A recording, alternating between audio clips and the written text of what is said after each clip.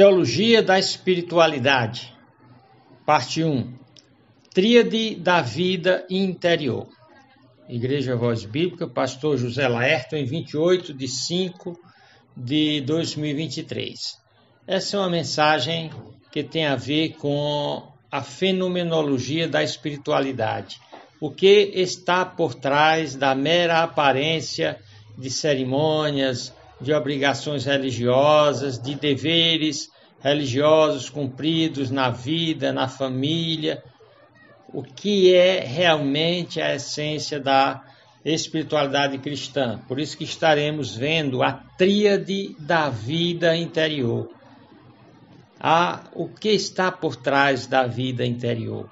Eu tenho usado aqui 3 versos chaves que falam de regeneração, arrependimento e transformação. O primeiro é Tito 3 e 5, quando o apóstolo Paulo diz: não pelas obras de justiça que houvéssemos feitos, mas segundo a sua misericórdia nos salvou pela lavagem da regeneração. Isso provoca mudança, a lavagem tira a sujeira da regeneração e da renovação do Espírito Santo. Então, o novo nascimento é o início da jornada do cristão, mas prossegue com a metanoia, que é o arrependimento. Mateus 4:17, aliás, João começa preparando para a vinda de Cristo, para o reino de Deus, começa usando a palavra metanoia, arrependimento. Em Mateus 4:17, Jesus Cristo diz: desde então começou Jesus a pregar e a dizer: arrependei-vos, porque está próximo o reino dos céus. Então, a ligação entre essa mudança de mente e reino de Deus, reino dos céus, justiça dos céus. E a segunda parte da tríade tem a ver com, a terceira parte da tríade, depois da regeneração, do arrependimento, aí vem a transformação. Romanos 12:2 diz: e não sede conformados com este mundo, mas sede transformados pela renovação do vosso entendimento, para que experimenteis qual seja a boa, agradável e perfeita vontade de Deus. Ele diz bem claramente: não conformados, mas transformados. A nossa tese para essa mensagem é: existe especificações claras descrevendo a vida interior, a verdadeira espiritualidade. O que é a vida interior de um verdadeiro cristão? Então, a primeira coisa é: existem 2 tipos de vida em um ser humano. Todo mundo tem vida exterior e vida interior.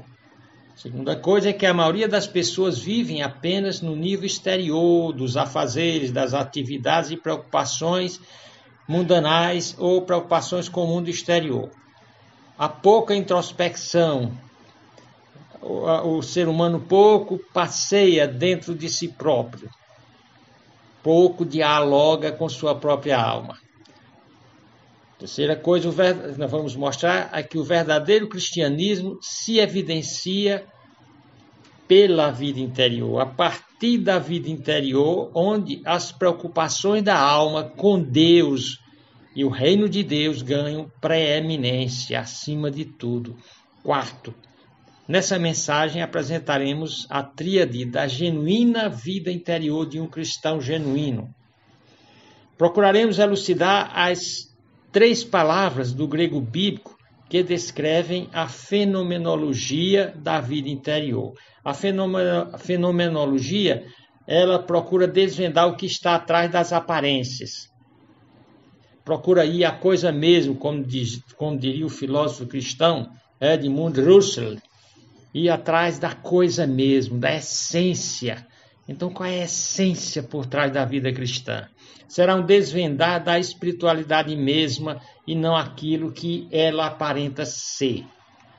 Então, tudo começa com, nós vamos trabalhar mais nisso, mas com 3 palavras: paligenésia, metanoia e metamorfose.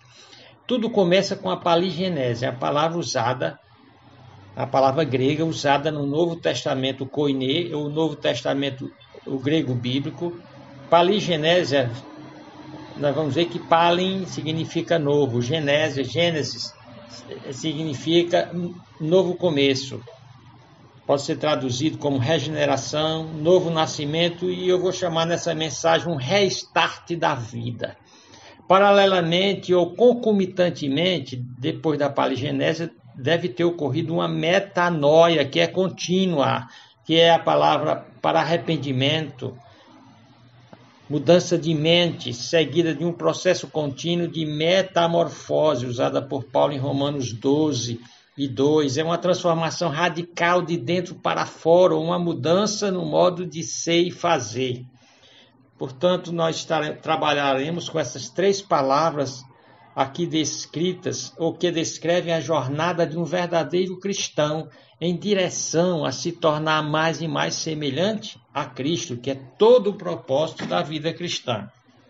Então, como introdução, dizemos o seguinte: essa mensagem foi preparada inicialmente nesse domingo, o último domingo de maio, como a 4ª mensagem da série sobre a teologia da maternidade, que pretendi para esse mês de maio, ou mês das mães.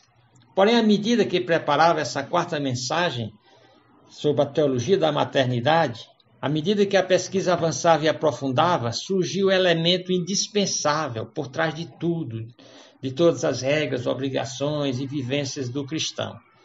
O que emergiu forte e poderoso foi a verdade sobre a vida interior. A tríade que a compõe: renovação do ser, mudança de mente e transformação segundo a imagem de Cristo. Por isso, algumas aplicações que foram feitas a mães aqui têm a ver com a série Teologia da Maternidade, mas que eu foquei mais na vida interior. Nós daremos essa mensagem específica, a mensagem 4, que será uma continuação das anteriores. Ela terá como finalidade mostrar como a mãe e também o pai, mas especialmente a mãe, criar e ensinar os filhos segundo a Bíblia. Portanto, eu estou dando essa introdução em cima da mensagem que eu dei domingo, eu dei ontem. Então, preparemos para a mensagem. Boa noite, irmãos. Nós louvamos ao Senhor por mais uma oportunidade na sua casa, no seu templo. É privilégio vir à igreja, é privilégio se congregar. Com certeza, aquele texto lá de Hebreus que diz para nós nos estimularmos ao amor e às boas obras, para congregarmos, ele está falando de um dos maiores privilégios que um ser humano tem, que é vir à casa de Deus. A casa de Deus não é necessariamente o prédio, mas é onde a igreja de Deus se reúne e passa a ser conhecida como casa de Deus. Então, um grande privilégio vir à igreja, se congregar, ter comunhão, adorar, louvar, invocar a Deus. Nós já cantamos, já oramos, intercedemos uns pelos outros, e agora é hora de ouvir a palavra de Deus. Nesse mês de maio, nós estamos tendo uma série de mensagens sobre a teologia da maternidade. E nessa 4ª mensagem, eu estou aqui com um problema, porque eu já quero iniciar a série de mensagens que eu vou dar em junho, que é sobre vida interior. Vida com o coração, a importância de cultivar o coração para Deus e seu reino. Sobre cultivar essa vida que poucos cultivam hoje, devido a toda uma parafernália tecnológica. Ninguém mais conhece a si mesmo, ninguém mais tem tempo para conversar consigo mesmo, como salmista. Quarta-feira passada, a gente pregou no Salmo 43, e no verso 5, em seus dramas, o salmista tinha uma vida interior muito profunda, onde ele dialogava com a sua própria alma. Minha alma, por que te perturbas dentro de ti? Por que estás tão ansiosa? Então, ele dialogava com sua própria alma, ele tinha uma vida interior. Então, nessa última mensagem sobre a teologia da maternidade, amando e criando os filhos biblicamente, dentro de uma perspectiva exemplar. A única maneira de pai e mãe criarem seus filhos é sendo exemplo. E exemplo de quê? Exemplo de vida com Deus, com todo o coração. Uma vida interior preciosa. Na realidade, há momentos que em todo o planeta, o único lugar aonde nós podemos nos refugiar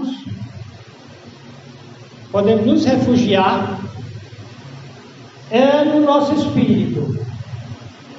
Teve uma autora que ela chamou de os castelos da alma. Então, a missão de pai e mãe, por conta do Dia das Mães, nós estamos falando pelas mães, é uma missão que não dá para ser cumprida apenas no nível exterior, periférico. É preciso que haja uma vida espiritual profunda no coração. É uma coisa que tem sido cada vez mais distante das igrejas, dos famosos crentes da nossa época, é uma vida interior profunda. Na realidade, se esquecem vamos dizer assim, toda a jornada que faz de alguém um cristão. É interessante que muita gente não percebe o que é ser cristão. Por isso que existe muita gente se dizendo cristã sem o ser. Existem igrejas lotadas de cristãos que de fato eles não são cristãos. Qual é o percurso que alguém tem de percorrer para ser um cristão? Tudo começa com o que a Bíblia chama novo nascimento. Ou seja, para que você entenda o que é uma mãe cristã, um pai cristão ou um cristão, seja pai ou não, a importância do nascer de novo, a importância do que em grego é chamado paligenésia, regeneração. Palin significa novo, Gênesis significa nascimento, início. É um restart na vida. Quando um computador dá um problema e fica tudo travado, o técnico diz reinicia, dá um restart. Então, quando alguém se converte, ele passa por um Palin,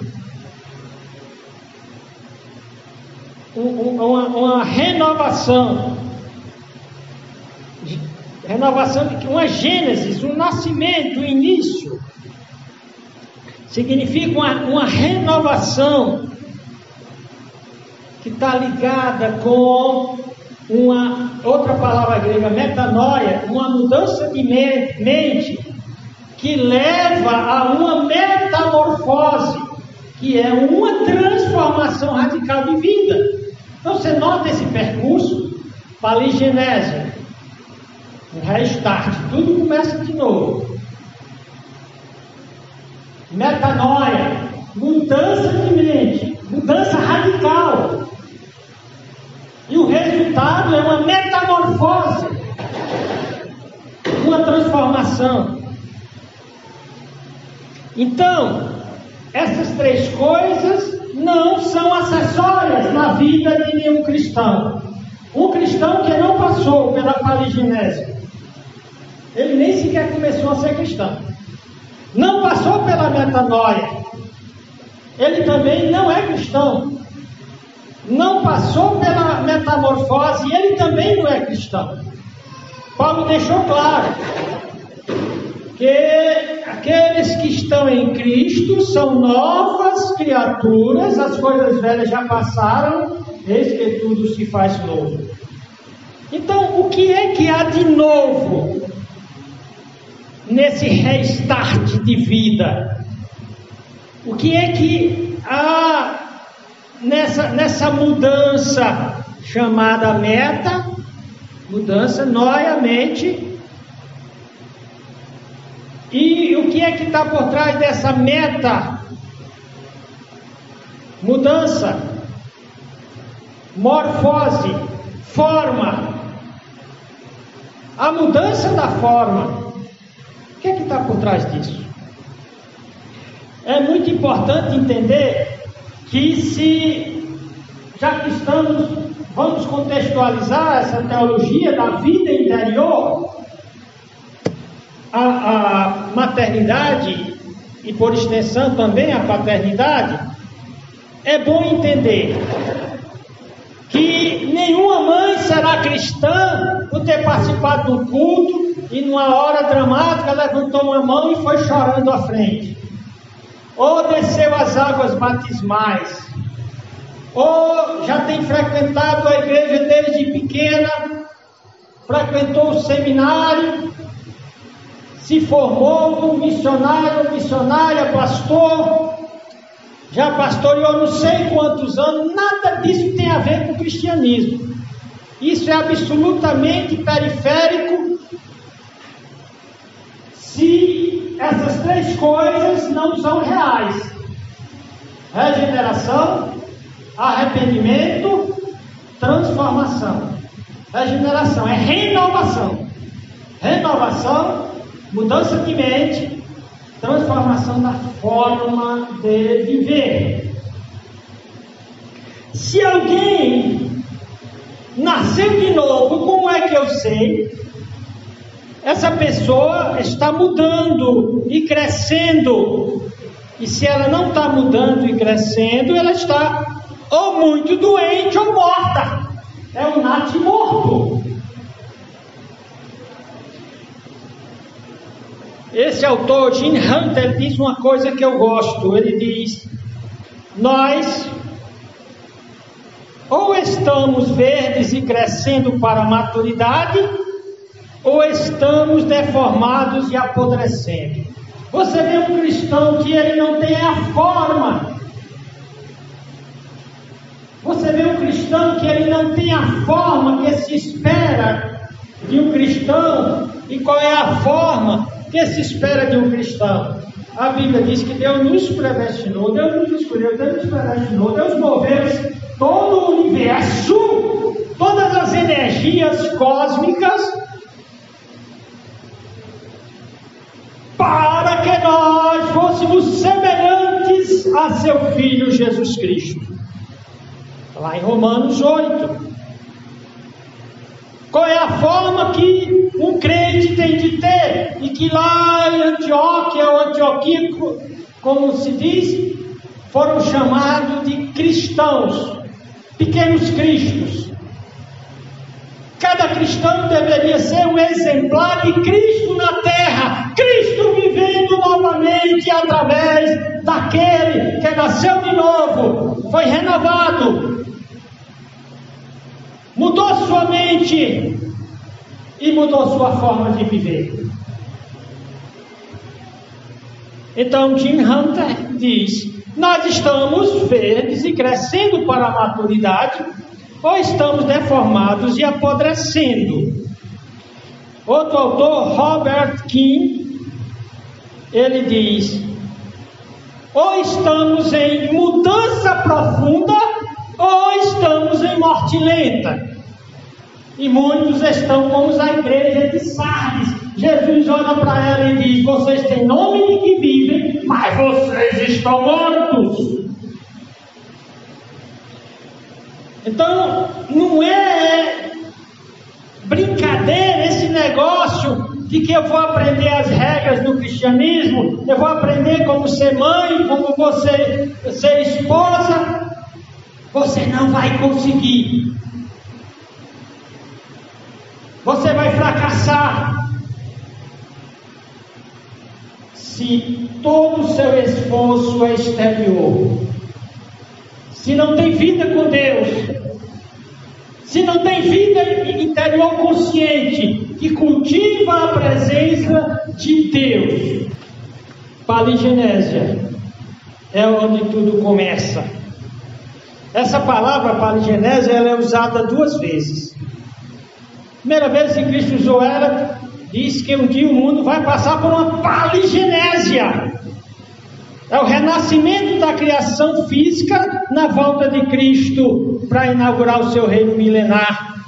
Em Mateus 19, 28, Jesus disse: em verdade vos digo que se me seguis, quando na regeneração, da paligenésia, da renovação, ou seja, esse universo vai passar por essa renovação. O propósito de Deus é fazer novas todas as coisas. Deus não está alegre com o cristão que segue nos mesmos passos que ele seguia antes de se converter. Nós vamos ver que ele passa pelos mesmos passos, porque ele não passou por uma metamorfose.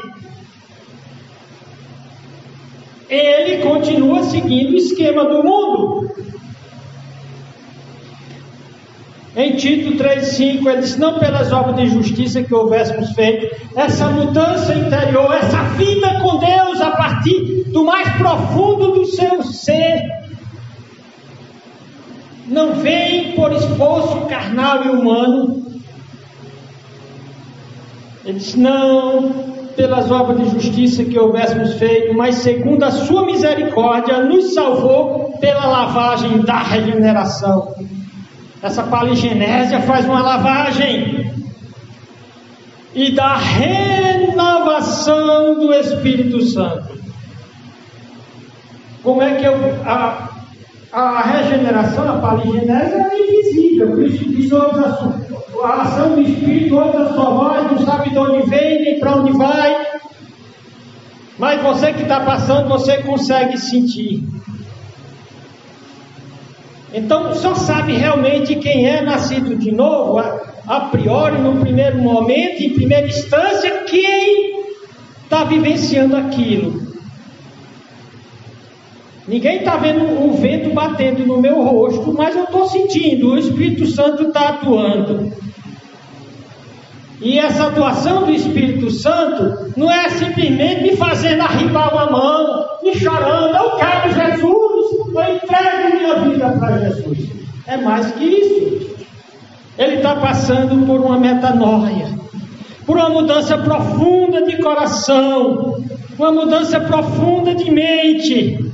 E você pergunta: o que é que está envolvido nessa mudança, nessa metanoia? Eu vi várias definições, a que eu achei mais apropriada.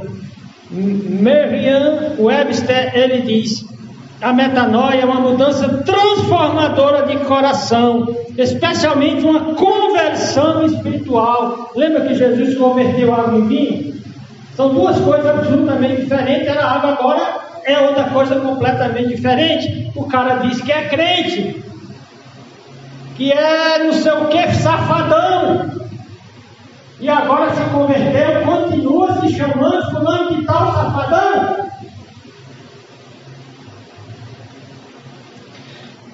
Quando ocorre essa metanoia, efetiva-se uma mudança radical de opinião, com repúdio a todos os conceitos não bíblicos, àquela forma que deforma do mundo. Só é arrependimento genuíno se produzir frutos em termos de mudança, tal qual água para vinho. Por isso que Jesus começa dizendo, a primeira palavra quando ele começa a evangelizar é: arrependei-vos, porque está próximo o reino dos céus. Religião tinha demais, e ele odiava a religiosidade hipócrita de fachada. Mateus 7, 3 e 10, ele diz: e vendo ele muito dos fariseus e dos saduceus que vinham ao seu batismo, dizia-lhes: raça de víboras, cobras venenosas, quem vos ensinou a fugir da ira futura? Produzi, pois, frutos dignos de arrependimento, mudança, metanoia, metamorfose. Aí ele disse: não, mas nós somos filhos de Abraão, nós seguimos uma tradição religiosa, denominacional. Cristo não está perguntando de que denominação você é, que grupo religioso, a que grupo religioso você pertence. Cristo diz: e não presumai de vós mesmos, dizendo, temos por pai Abraão, seguimos uma tradição judaica. Ele diz: porque eu vos digo, mesmo dessas pedras Deus pode suscitar filhos de Abraão. E também agora está posto um machado à raiz das árvores. Toda árvore, pois, que não produz bom fruto, é cortada e lançada no fogo. Aqui nós temos o João, na realidade. Mas quando Cristo começa a pregar, a primeira palavra é metanoia. Mateus 4,17. Então começou Jesus a pregar e a dizer-lhes: arrependei-vos, porque está próximo o reino dos céus. Esse arrependimento tem tudo a ver com o reino dos céus, com o reino de Deus. Esse arrependimento traz um reino que tem uma justiça. Cristo diz: buscar em primeiro lugar o reino de Deus e a sua justiça, e as outras coisas, tudo mais é outra coisa. É relevado a um segundo interesse, é um segundo valor. O verdadeiro cristão tem o reino de Deus como o mais importante na sua vida. Essa palavra metamorfou, transformar em outra forma, transfigurar. Foi o que aconteceu quando Cristo brilhou lá no Monte Hermon, na frente de seus discípulos. Ele brilhava como o sol ao meio-dia. O texto que o Misael leu, e veja bem aqui, diz para nós não estarmos conformados. Não estar conformado, mas transformado. É bem simples. O cristão não pode estar conformado ao mundo, senão não é cristão. O cristão tem que estar transformado. Essas duas palavras. A primeira palavra, conformado, é susquematizestai. Susquematizestai. Ou seja, seguir um esquema do mundo, o modus operandi, o jeito de ser, de fazer, de operar, o jeito de casar, de descasar, de negociar. Aqui está dizendo: não, o teu jeito de negociar não é como o deles, dos pagãos. Eles casam e descasam a seu bel prazer, vocês não.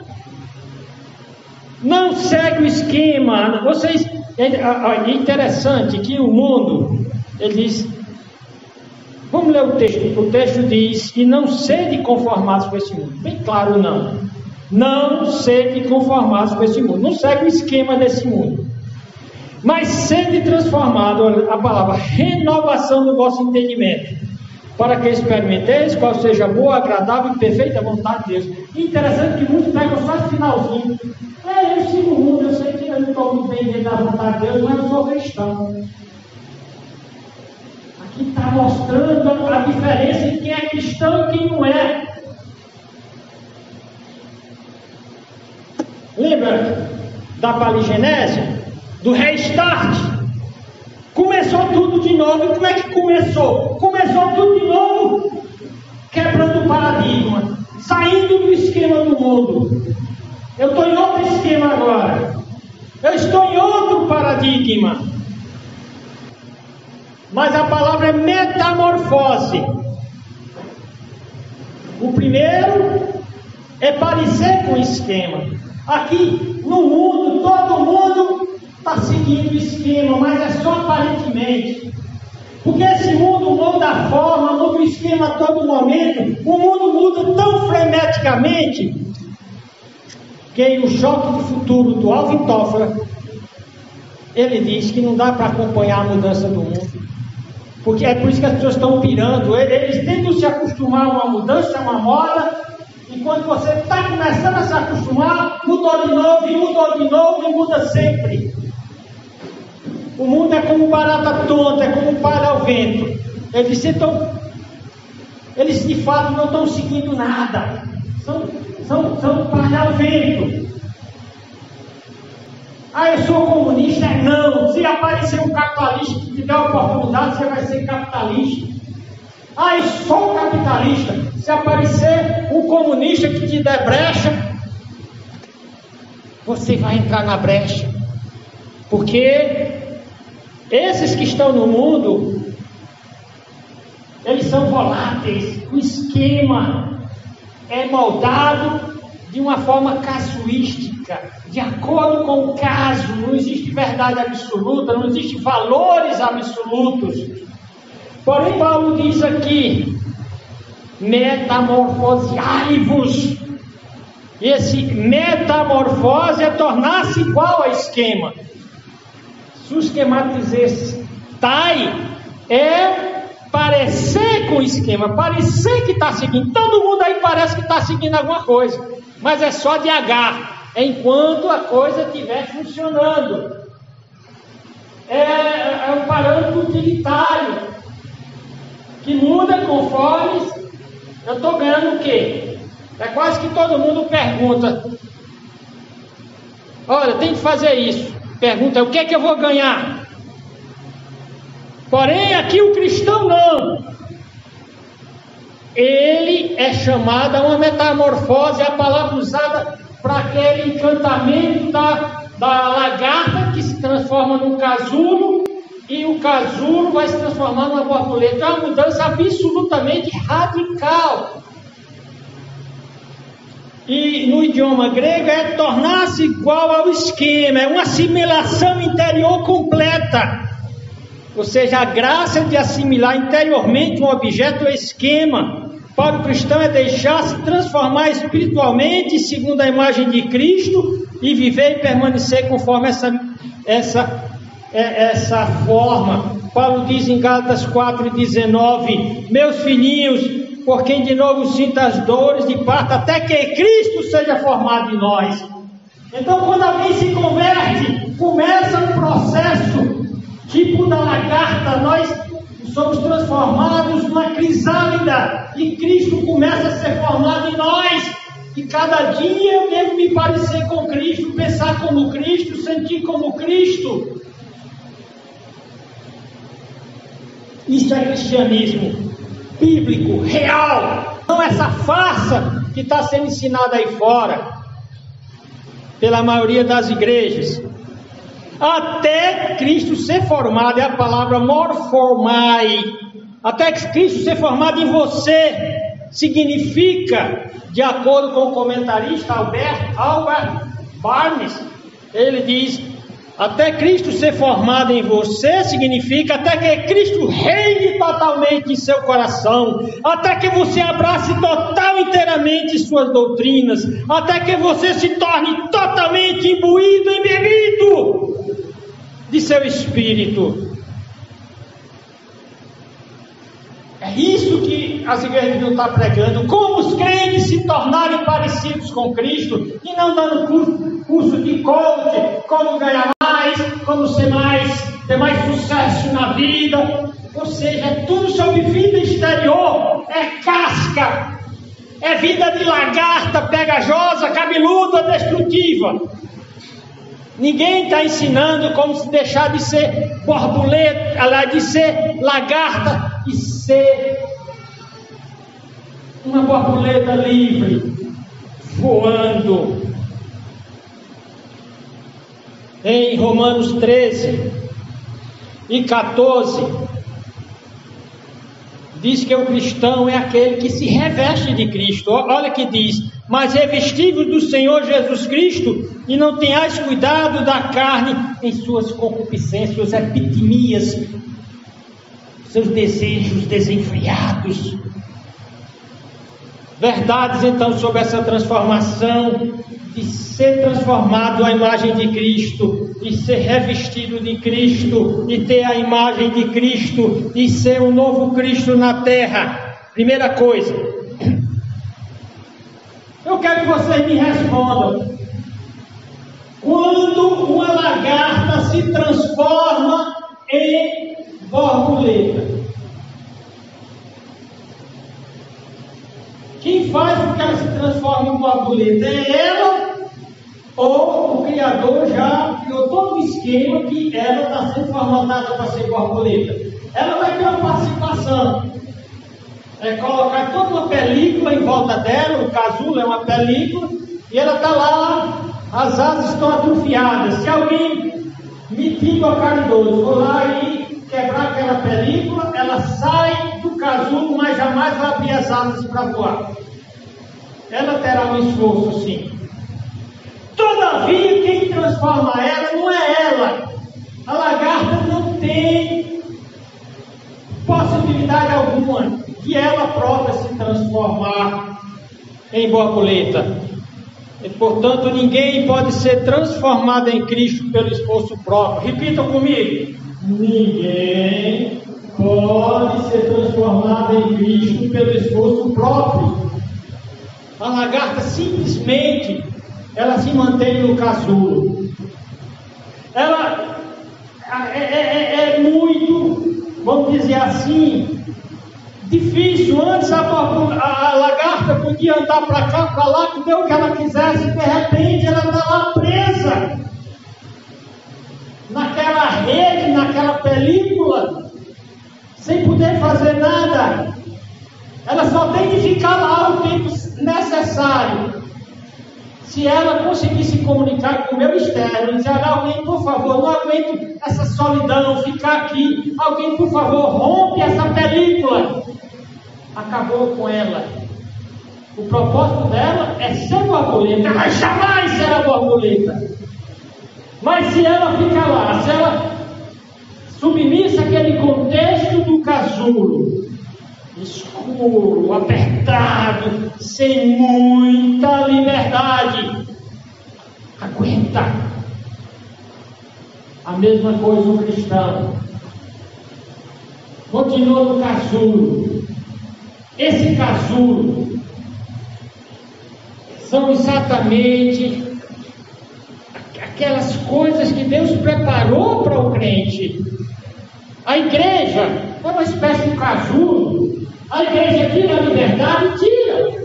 Quem está na igreja sente vergonha de fazer coisas lá fora. Mas isso é ruim? Não é ruim. Alguns que não se converteram, não passaram pelo restart, eles ficam algum tempo. Mas finalmente, com a semente caída em enterradura, a semente não entra, a ave vem, o diabo vem e carrega. Sobre a camadinha de terra sem profundidade, o sol queima, o espinho abafa. Mas aquela semente que permanece lá nas profundezas frias da terra, ela só tem que permanecer.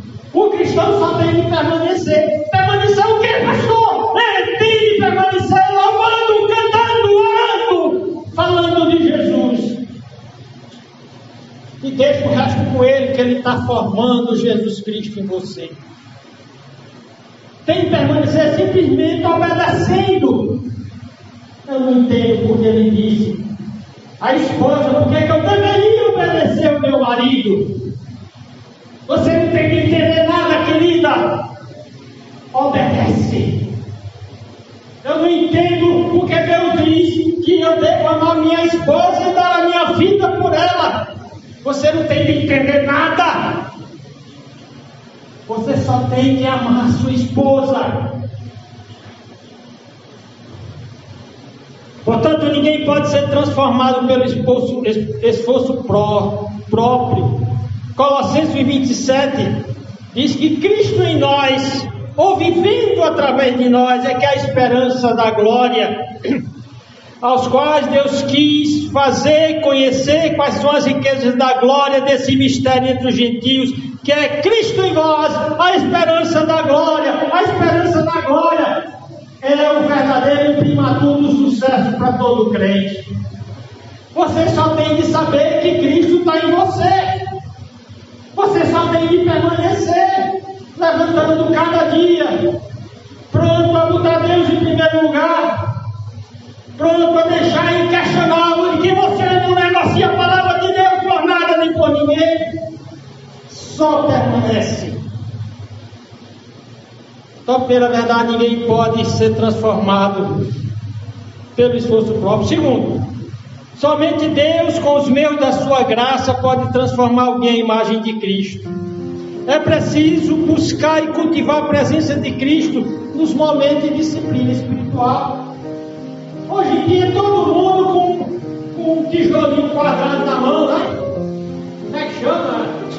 É iPhone. É cheio de telinha, né? E o pior, multitarefa, ele fica fazendo um monte de coisa ao mesmo tempo.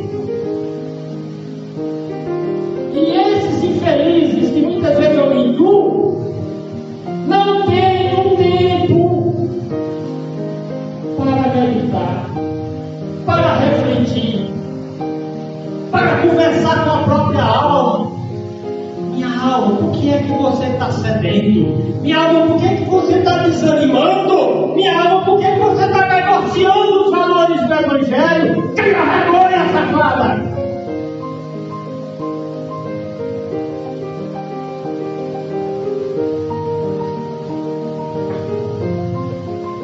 Busca o Senhor, volta para o Senhor, permanece no Senhor, senão você nunca vai ser uma borboleta livre para voar. A transformação espiritual se dá no mais profundo do coração ou do espírito humano. Eu fui domingo na igreja, eu cantei, eu orei. Você sabe que eu ouvi o sermão do pastor, só me levantei umas 3 vezes. Eu podia não ter levantado nenhuma. Mas que durante o dia, fariseu, quanto tempo você parou para meditar, para buscar a presença de Deus na solitude? Solidão é ausência de pessoas. Solitude é quando você se afasta para um deserto para estar sós com Deus, para conversar com Deus, para silenciar e ouvir Deus falar em seu coração. Deus fala ao nosso coração, não é aquela revelação pentecostal, não. Aquele momento a sós com Deus, onde você está buscando a presença dEle. Senhor, fala comigo. E aquela música acalma meu coração. E aquela música, de certa forma, até está errada. Sou eu que devo dizer para minha alma. Porque, vamos ver aqui o Salmo 43 e 5 que nós vimos domingo passado. Olha que o Davi, o salmista, que estava num turbilhão de problemas, numa situação terrível. Em lugar de tomar psicotrópico, ir para macumbeiro, ir para psicólogo, ir para psiquiatra, o que é que ele faz? Ele tem um colóquio, uma entrevista consigo mesmo, ele tem vida interior. Para a felicidade dele não existia iPad, iPhone, celular. Ele tinha tempo para ter um diálogo consigo mesmo. Olha o que ele diz aqui no Salmo 43, não perca essa mensagem, ainda não é de ter o vídeo.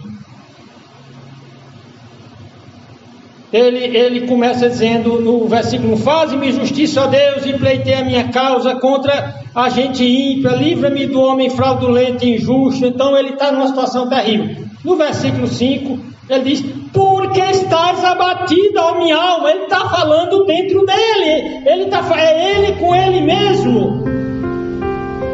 Por que estás abatido, ó minha alma, e por que te perturbas dentro de mim?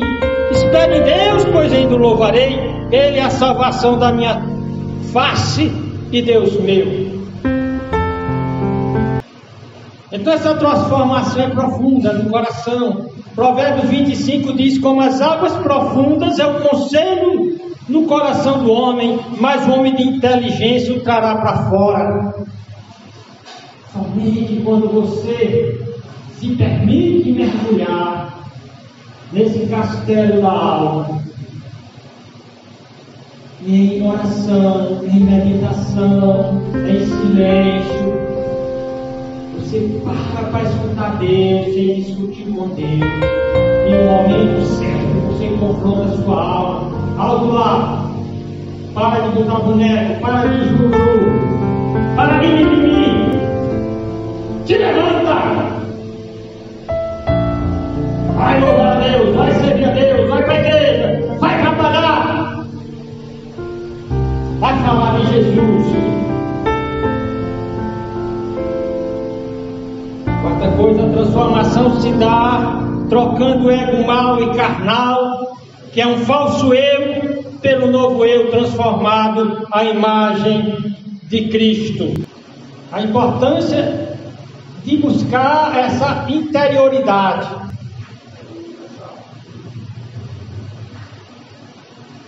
Veja bem, a transformação se dá trocando o ego mau e carnal. Lembra que eu falei que a vida cristã começa com a regeneração, com o restart, com o reinício de vida. Como o computador, quando dá problema, você reinicia, dá um restart, um reinício. Primeiramente, regeneração, começa com Deus, uma operação de Deus. Nasceu de novo, é nova criatura. A segunda coisa, metanoia, mudança de mente, de opinião. Rejeita toda opinião que não é bíblica e abraça com fervor a Bíblia, os valores de Deus. Eu arrisco tudo pela palavra de Deus. E é isso que um pai tem que deixar para o filho, é isso que uma mãe tem que deixar para a filha. Se não deixar isso, não deixou nada. Dinheiro não vale nada, riqueza não vale nada. Então, começa com restart. Se entregou para Jesus de verdade, pronto a mudar completamente os conceitos, os valores, os paradigmas. E aí onde entra a metamorfose, a mudança de forma, passa a agir diferente. É uma enfermeira, passa a agir diferente. Aquele enfermeiro que antes de passar por esse restart, atendia bem os pacientes que davam um toco, um suborno. Aquele paciente que não dava nada, ele deixava até morrer ou desligava os aparelhos, como eu já soube. Mas ele agora passou por esse restart. A mente dele, ele agora tem um novo eu. O impressionante é que quando ocorre esse restart, você reinicia o computador, mas ainda alguns problemas do computador continuam. Depois da queda, o homem ganhou um elemento, um vírus chamado carne, que tem vários nomes. Em Romanos 6:6 é chamado de homem velho, velha humanidade, velho eu pecaminoso. Em Romanos 6,6 Paulo diz: sabendo isto, que o nosso homem velho, aquele do restart, né? É quase como se nós tivéssemos dois sistemas funcionando paralelamente. Um para Deus e outro para o diabo. São dois eus. Um eu é falso, porque agora eu sou de Jesus, eu me entreguei a Ele. Então esse não é o meu eu. O meu eu que quer me enganar, o meu eu que quer ludibriar, que fica zangado, que chuta o balde, que se desespera. Esse é o falso self. Self é a palavra para eu em inglês. O falso ego, a palavra eu em grego. A Bíblia diz que quando eu aceitei Jesus, eu ganhei um novo self, um novo ego. De forma que eu agora tenho dentro de mim o que a Bíblia chama de velho homem e novo homem. E Paulo diz, sabendo isso, que o nosso velho homem foi crucificado para que o corpo do pecado seja feito, para que não sirvamos mais o pecado. Como é que eu passo por uma transformação à semelhança de Cristo? Já foi crucificado, deixando o meu velho homem, a minha vontade ruim, a minha vontade de pilantra, a minha vontade imoral, crucificada. Não para ela. Tem um filósofo, Max Scheler, ele diz que a única diferença real entre homens e animais é que o animal não consegue dizer não diante da tentação. Mas o homem feito à imagem de Deus, Max Scheler, ele era cristão. Ele consegue dizer não. Então, crucificar o velho homem é dizer não para ele. Em Efésios 2:15, fala dessa dualidade ontológica. O que é uma dualidade ontológica? Dualidade são duas coisas. Ontológicas vem de ser, maneira de ser. Nós podemos ser de duas maneiras.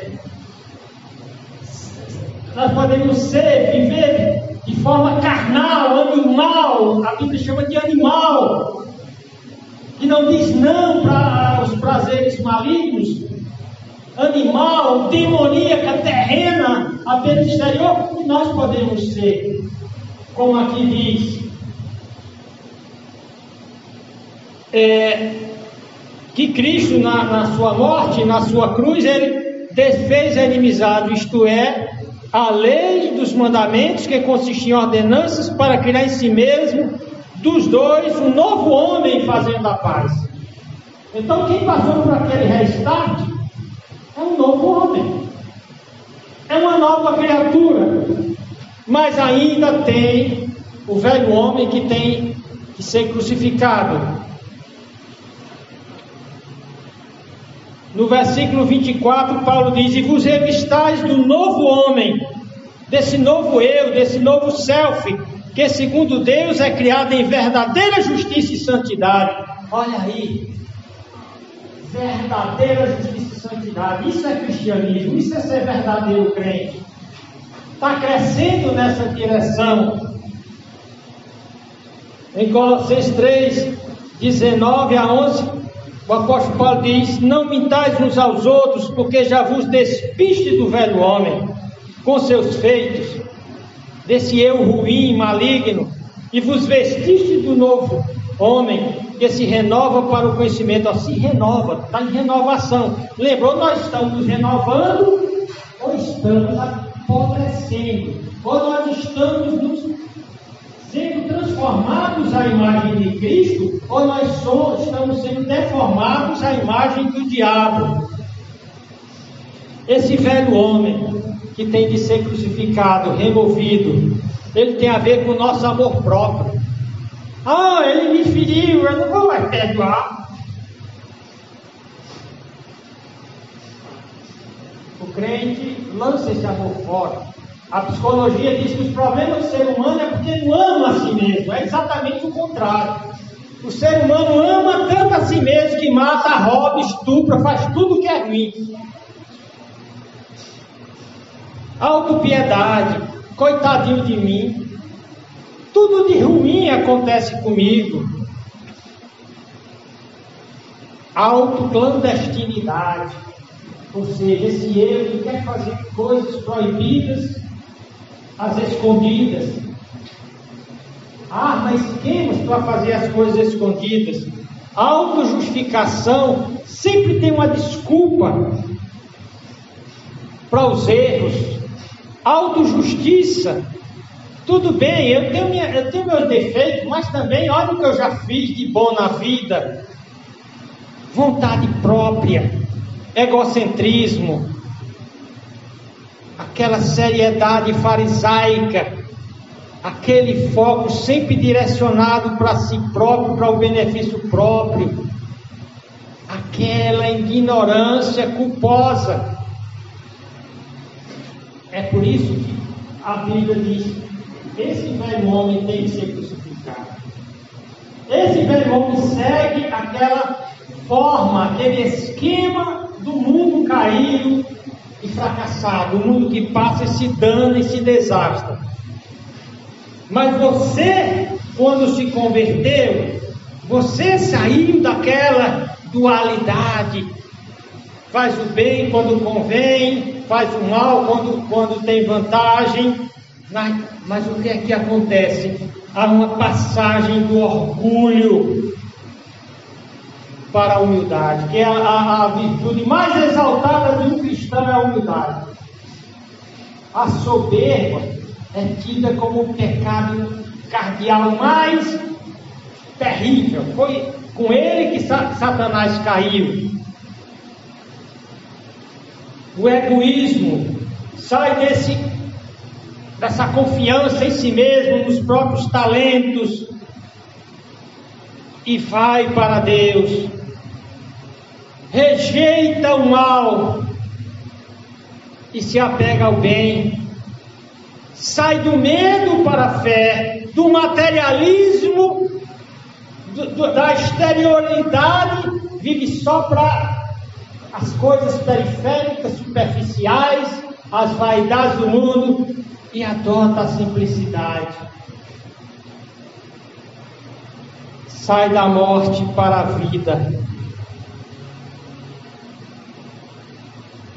Tudo isso aqui é fundamental para um cristão cumprir a sua jornada de cristão. A sua jornada desde aquele restart, onde ele começou um processo de encasulamento, um processo de metamorfose. Isso é possível porque ele passou pela paligenese, ou a regeneração, ou o novo nascimento. Ele sofreu uma mudança de mente e agora ele se expõe à transformação, aquela metamorfose de Deus que é gloriosa. O apóstolo Paulo diz em 2 Coríntios 3:2, ele diz: mas todos nós, com o rosto descoberto, refletindo como espelho a glória do Senhor, somos transformados, metamorfoseados. Lembra? Ele disse: não conformados ao mundo, mas transformados de glória em glória na mesma imagem, a imagem de Cristo, como pelo Espírito do Senhor.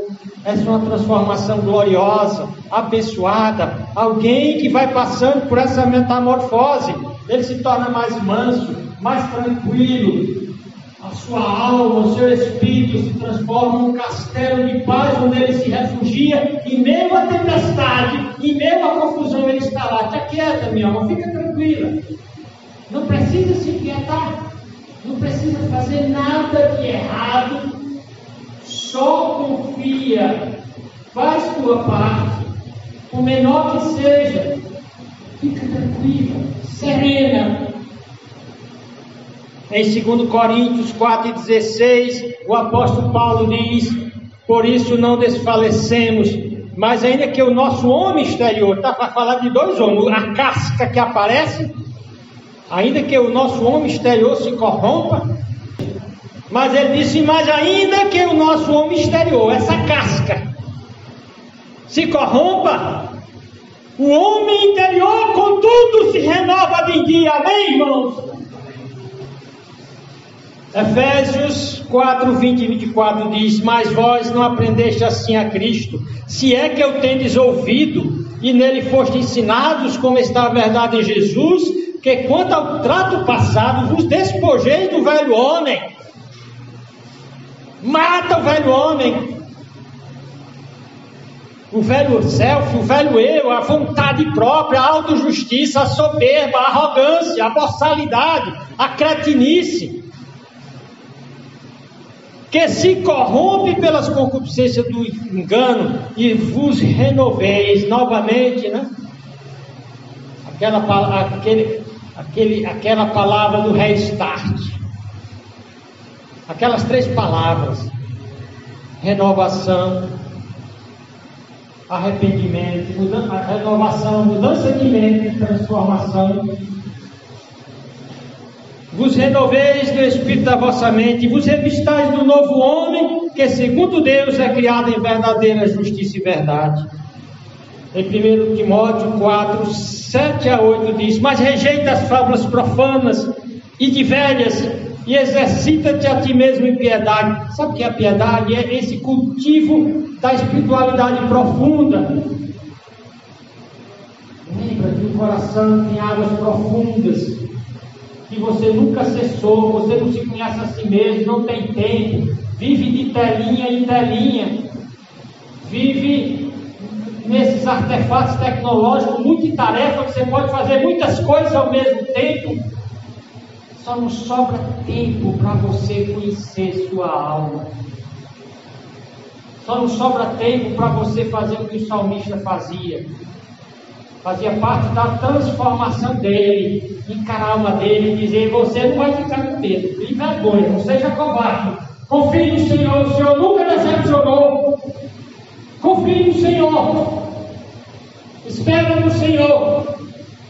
Ah, mas já esperei bastante. Quem disse que já esperou bastante é o velho homem, o descarado. E você tem que repreender, pode se calar. Nunca se espera demais quando se espera em Deus. Colossenses 3, 10 e 11: vos revestiste do novo homem, que se renova para o conhecimento, segundo a imagem daquele que o criou. E em Tito 2, 11 a 14: porque a graça de Deus se há manifestado a todos os homens, ensinando-nos que, renunciando à impiedade e às concupiscências mundanas, vivemos nesse presente século sóbria, justa e piedosamente, aguardando a bem-aventurada esperança e o aparecimento da glória do grande Deus e nosso Senhor Jesus Cristo, o qual se deu a si mesmo por nós, para nos remir de toda iniquidade e purificar para si um povo seu, zeloso por boas obras. Baixe sua cabeça agora, feche seus olhos e tenha uma entrevista com Deus. Tenha uma entrevista com sua alma, minha alma, porque é que eu não tenho dado atenção a você. Aliás, não tenho dado atenção àquela parte que a Bíblia chama do eu que foi renovado. Eu só tenho dado parte à carne, ao egoísmo, ao orgulho, à autojustiça, ao ressentimento, ao medo, à covardia. Minha alma, é hora de renovar seu compromisso com Deus. Renova teu compromisso com Deus. Diz que o seu restart, quando você se entregou a Cristo, não foi em vão. Que você não está apodrecendo, que você não está padecendo de morte lenta, que você está crescendo no conhecimento do Filho de Deus, que você tem todo o futuro para glorificar a Deus, sendo transformado de glória em glória. Se você ainda não aceitou Jesus Cristo, é preciso iniciar com o novo nascimento. Esse novo nascimento ocorre quando você se entrega para Jesus Cristo de verdade, para ter um recomeço de vida totalmente diferente do que você tinha. É uma renovação da vida, é nova criatura. É uma metanoia, é um arrependimento que suas opiniões do passado não valem mais, só vale as opiniões do presente. Os esquemas do mundo não valem mais, o jeito do mundo de fazer as coisas não vale mais. Você abraça de todo o coração o jeito de Deus, a maneira de Deus fazer as coisas. Mas primeiro comece entregando sua vida para Jesus, crendo que lá na cruz do Calvário Ele pagou pelos seus pecados, derramou seu sangue para lhe purificar de todo o pecado. E a partir daí o Espírito Santo de Deus, quando você se entrega a Ele, passa a habitar dentro de você. Você começa uma jornada para se tornar semelhante a Jesus Cristo. Você vai passar por aquela metamorfose da lagarta para a borboleta, de glória em glória, a semelhança do Senhor. Mas você tem que dar o primeiro passo. E Jesus diz: vinde a mim, tu que está cansado, oprimido, está cansado de ser lagarta, egoísta, predadora, destruidora. Vem a mim, eu te darei descanso para a tua alma. Eu vou te dar um reinício de vida, para que seja semelhante a mim, tranquilo, calmo e vencedor. Alguém que quiser essa noite levantar uma das suas mãos, entregando sua vida para Jesus, a sua oportunidade. Lembra que eu falei que não é levantar a mão, é a decisão do coração de ser uma nova pessoa, de ter uma nova vida, e romper todo o mal do passado e abraçar todo o bem de Deus. Alguém que quer se entregar, que já se entregou a Jesus Cristo e quer reiniciar uma caminhada profunda com Deus em vida interior. Levanta a sua mão, diga para Deus: Senhor, me ajude nessa nova caminhada, graças a Deus. Decida: eu vou caminhar com Deus. Obrigado. Eu vou caminhar com Deus, aconteça o que acontecer. Eu vou querer passar pela transformação que o Espírito Santo faz em quem realmente se converte para Jesus. Vamos orar. Senhor Deus, nosso Pai, obrigado por esse tempo aqui, em nome de Jesus Cristo. Amém. Boa noite e obrigado.